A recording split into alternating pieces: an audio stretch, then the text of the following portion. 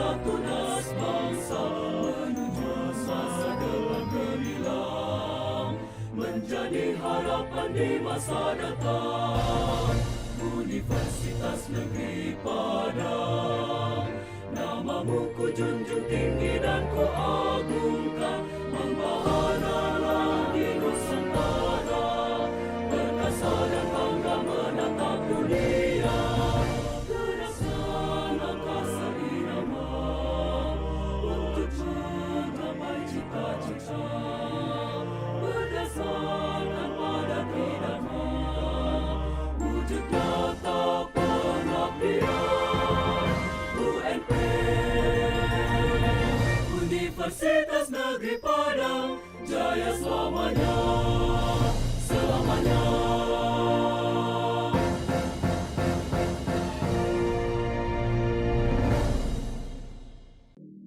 Assalamualaikum warahmatullahi wabarakatuh. Salam sejahtera untuk kita semua.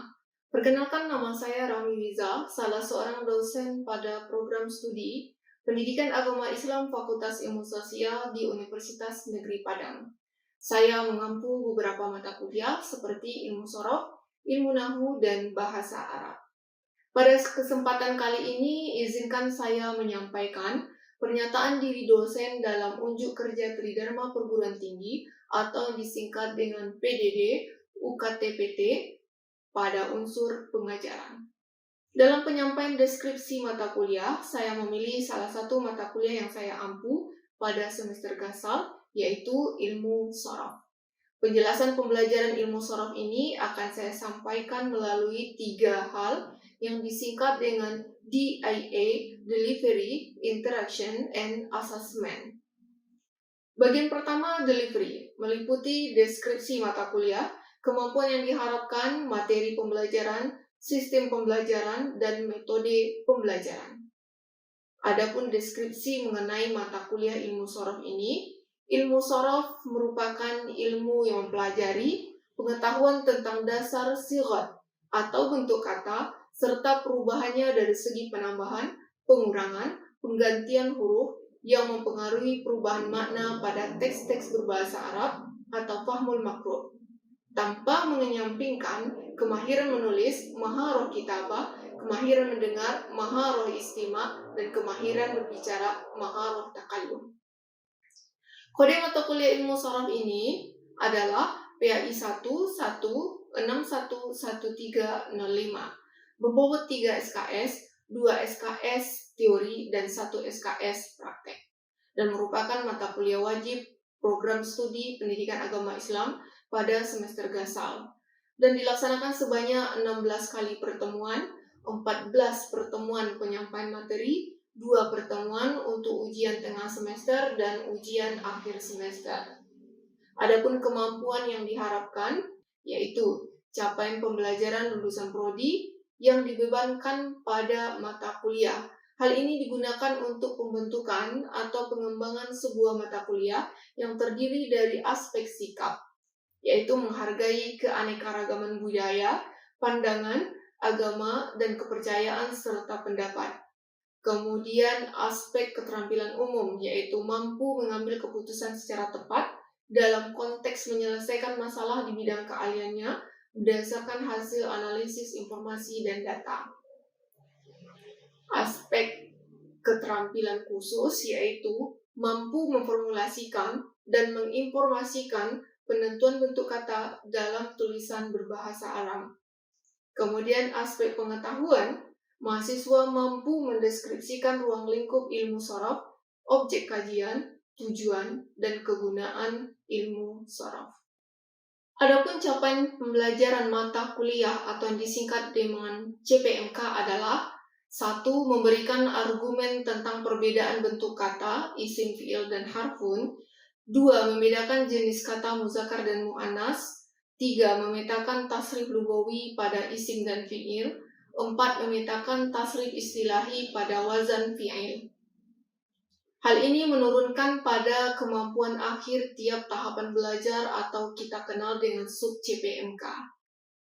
Yang pertama, mahasiswa mampu menentukan perbedaan bentuk kata, isim, fi'il, dan huruf.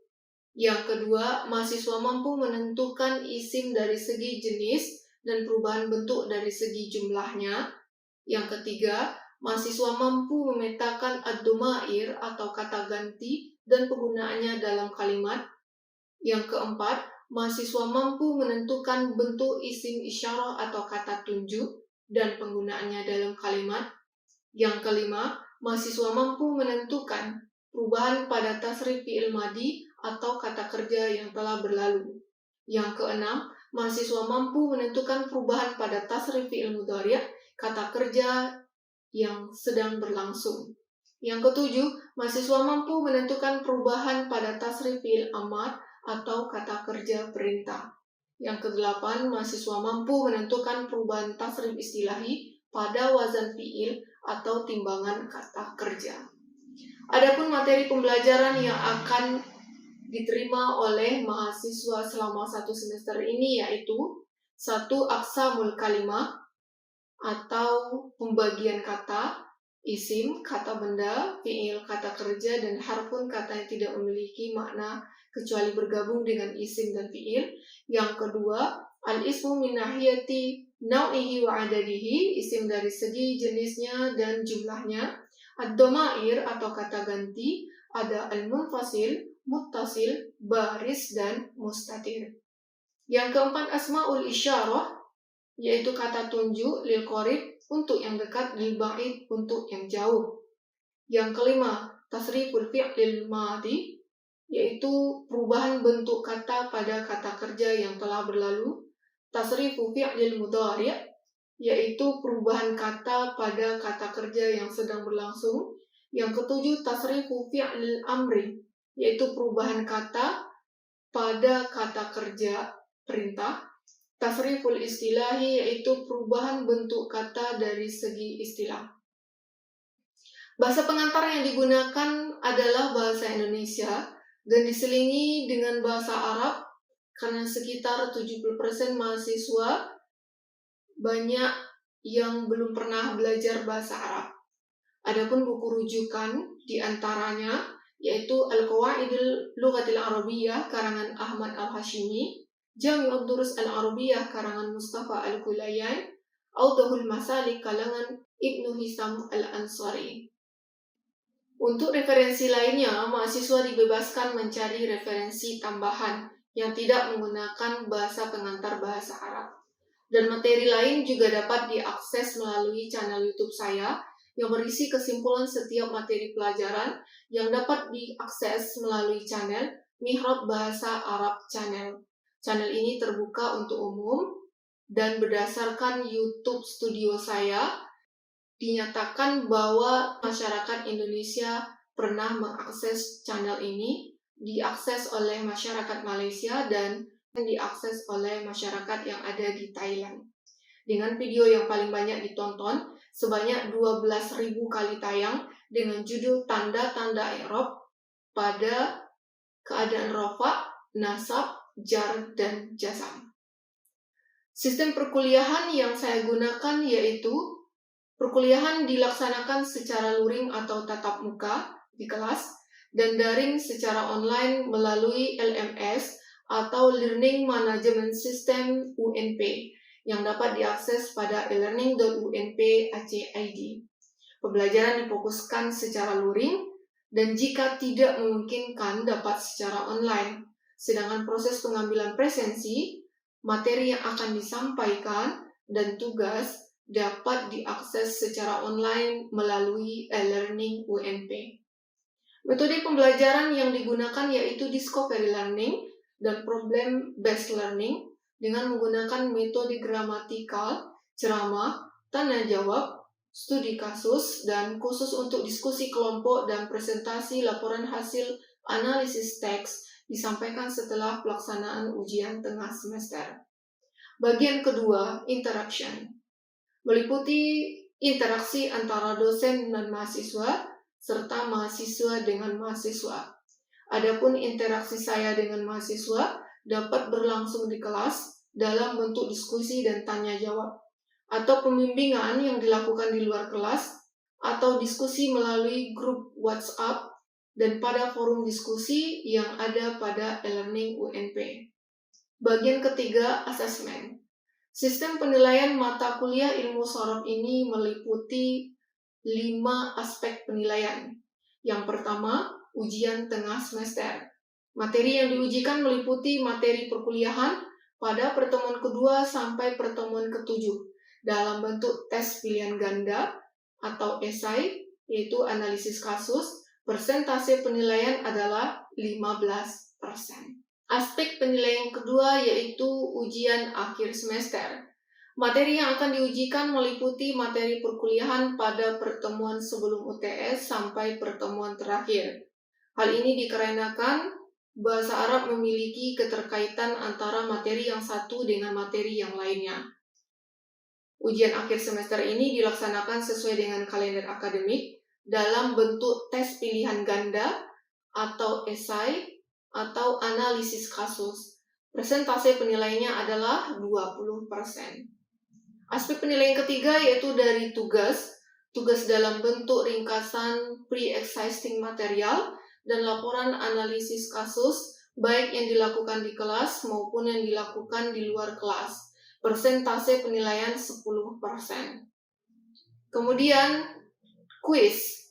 Kuis ini dilakukan pada pertemuan tertentu saja, sehingga kuis ini untuk memastikan pemahaman mahasiswa terkait materi yang dipelajari. Adapun persentase penilaiannya adalah 5%. Aspek penilaian yang terakhir yaitu partisipasi. Partisipasi ini dinilai sesuai rubrik yang tersedia pada RPS. Dilakukan pada saat mahasiswa melakukan aktivitas analisis kasus, baik berpasangan atau berkelompok maupun klasikal, termasuk kepatuhan dalam mengerjakan tugas serta presentasi hasil analisis SEC. Porsi minimal adalah 50%. Bentuk penilaian secara keseluruhan adalah berupa tes, non-tes, dan lembar kerja baik berupa lisan, tertulis, maupun praktik kerja dengan menggunakan media bantu e-learning atau Google Form atau Quizzes. Demikianlah deskripsi mata kuliah ilmu sorof yang saya ampu dan dijelaskan secara DAA, Delivery, Interaction, and Assessment. Berikut ini merupakan video proses pembelajaran yang saya laksanakan di kelas. Selamat menyaksikan. Assalamualaikum warahmatullahi wabarakatuh. Waalaikumsalam warahmatullahi wabarakatuh. Hari ini kita akan mempelajari tentang ilmu sorof. Apa itu ilmu sorof?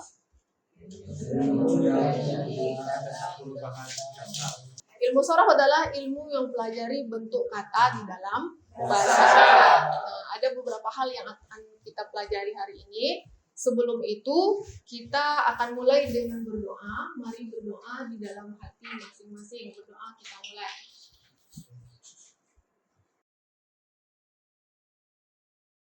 Selesai. Ya. Baik, kita masuk kepada materi. Materi hari ini adalah tentang fi'il madhi. Ya. Pertemuan keempat ini, materi kita tentang fi'il madhi. Fi'il madhi ini adalah kata kerja yang telah berlalu. Kita ulas lagi pelajaran dari sebelumnya ya. Nah, pembelajaran sebelumnya kita belajar tentang kata ya. Kata di dalam bahasa Arab itu terbagi berapa? 3. Apa saja? Isim. Ya. Kata di dalam bahasa Arab itu ada isim, ada fi'il, dan ada huruf. Isim itu apa? Kata benda. Fi'il itu apa? Huruf itu apa?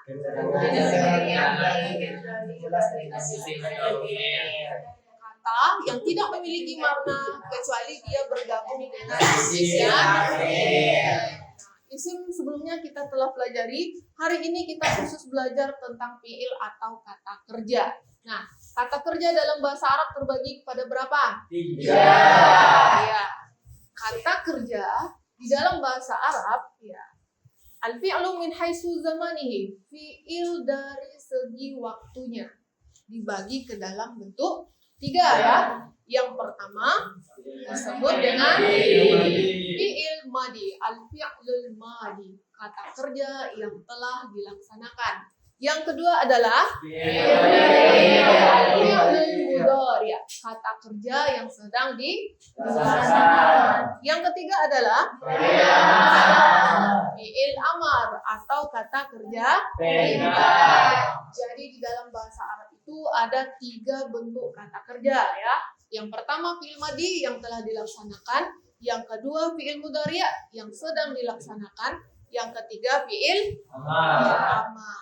Ya, kata kerja perintah. Nah, di dalam pembagian fi'il madi ini dilambangkan kepada 14 bentuk domir ya. Ini adalah domir. Jadi fi'il madi itu kita tasrif ke dalam 14 bentuk ya. Nah, kemudian harus yang kita perhatikan bahwa di dalam fi'il ini kita harus membedakan antara muzakkar dan muannas. Apa itu muzakkar? Untuk laki-laki, sedangkan muannas untuk perempuan. Kemudian juga harus membedakan bentuk mufrad, bentuk musanna dan bentuk jamak. Kalau mufrad jumlah orangnya ada berapa? 1. Kalau musanna? 2. Kalau jamak? Lebih dari 2. Begitu juga isim, begitu juga fi'il.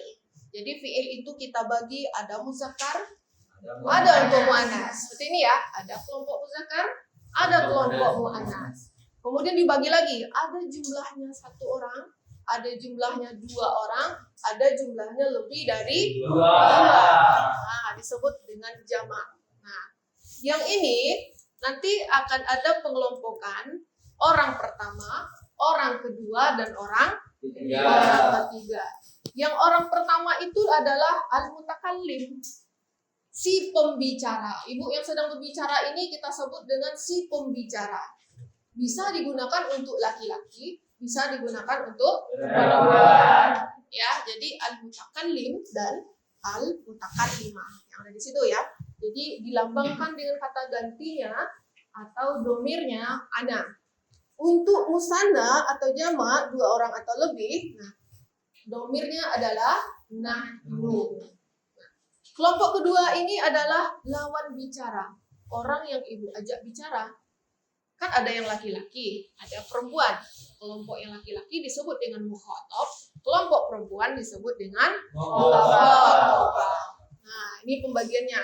Jadi dibagi lagi, ada untuk 1 orang dilambangkan dengan domirnya anta, 2 orang antuma. Kalau banyak seperti ini disebut dengan antum. Kalau untuk perempuan 1 orang anti, 2 orang antuma. Kalau banyak seperti ini antuna.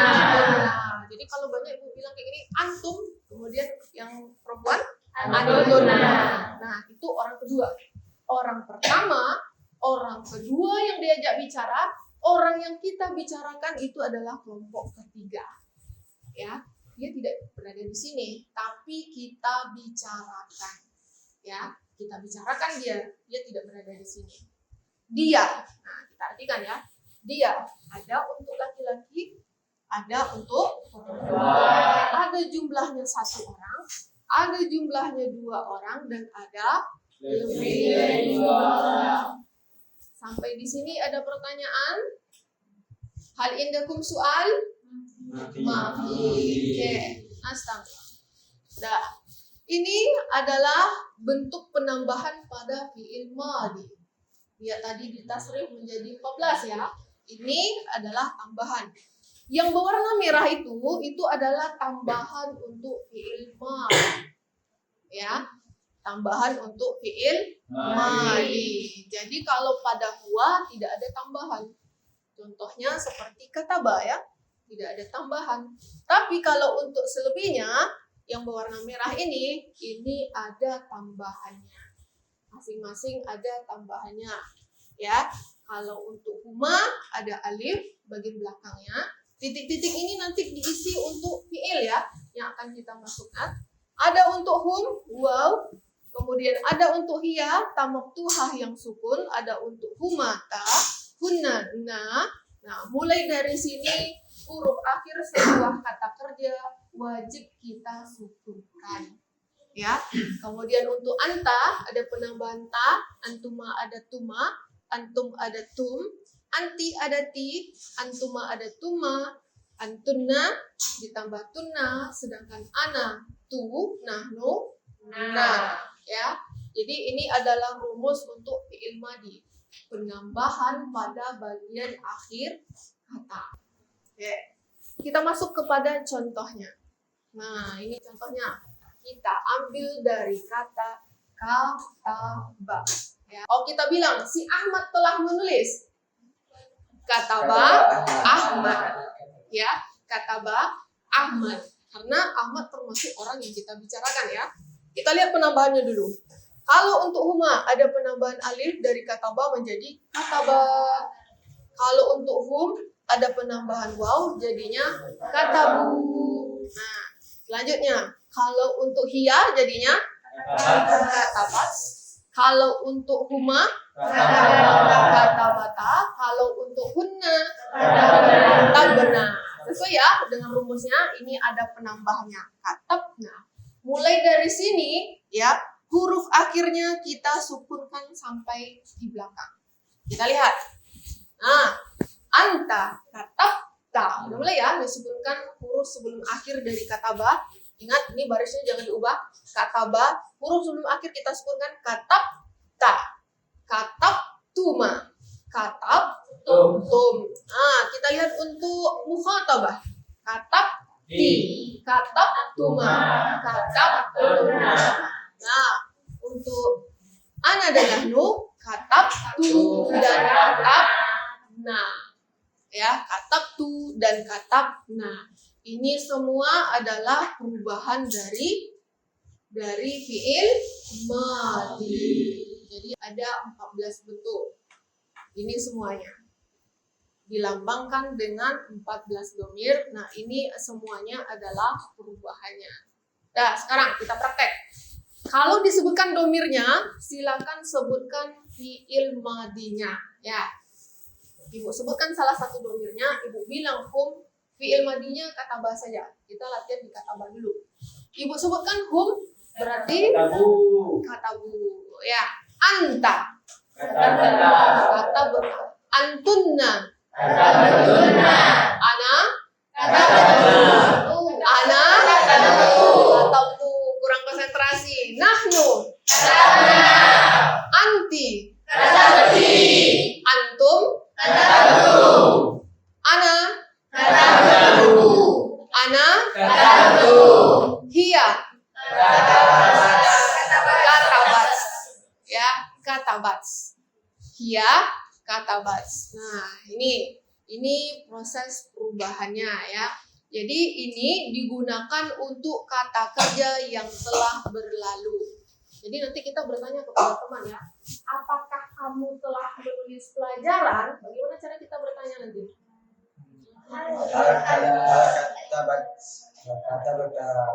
Berarti digunakan untuk anta ya. Jadinya hal darsa. Nah gitu, tinggal taman pelajarannya aja lagi. Hal kata betad darsa ya. Hal kata betad darsa. Apakah kamu telah menulis pelajaran? Ya. Hal kata betad darsa. Apakah kamu sudah menulis pelajaran? Nah, kalau ada pertanyaan hal, maka jawabannya hanya dua. Naam dan la. Ya, hanya dua. Naam tambah atau la. Ya. Hal tanawal futur. Naam tanawaltu. Kan untuk saya ya. Tanawaltu futur. Kalau ditanya, apakah kamu sudah minum air? Translate, terjem. Apakah kamu sudah minum air? Minum apa? Syariba. Ya, minum syariba. Nah, hal syaribatal ma, hal syaribna alma. Alma ini bisa kita ganti ya. Mau minum kopi, mau minum susu, mau minum teh bisa. Ya. Hal syaribtal qahwa. Apakah Anda sudah minum kopi? Boleh. Naam, syaribatul qahwa. Kalau tidak, saya tidak minum kopi. Ya, ma syaribatul qahwa. Kalau ditanya, apakah dia minum kopi? Apakah dia minum kopi? Ayo. Nah, kalau kita tengok pada kelompok yang ketiga, ya.